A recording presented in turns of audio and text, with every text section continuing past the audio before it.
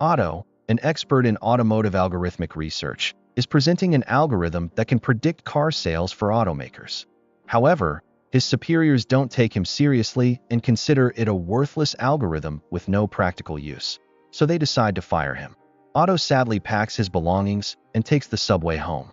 On the crowded train, a mother and daughter are happily looking at each other. Among the countless passengers, only Otto is willing to give up his seat for them. The mother doesn't refuse this kindness, thanks him profusely, and happily sits down. At this moment, a sudden and extremely terrifying explosion occurs. The accident kills everyone around. The scene is utterly devastated and tragic. Otto sits up from the rubble, still in shock and fear. He and the little girl are the only survivors of this horrific accident. Otto feels very regretful about his decision to give up his seat for the mother and daughter, because if he hadn't given up his seat, perhaps the mother would have escaped death, and she wouldn't have abandoned this poor little girl. But life is always like that. No one can predict the unexpected. Otto looks at the little girl with shame. He returns to his small rented room. It turns out that he has a disability in one arm. At this time, Otto is eating pizza when he sees the news about the subway accident on TV.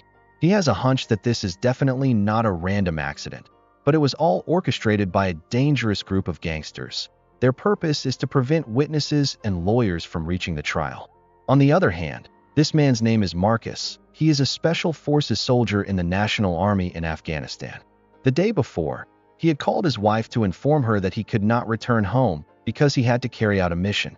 Unexpectedly, today, as Marcus was preparing to leave for the mission, he received news that his wife had an accident in his hometown. He was shocked and immediately took a plane back that night.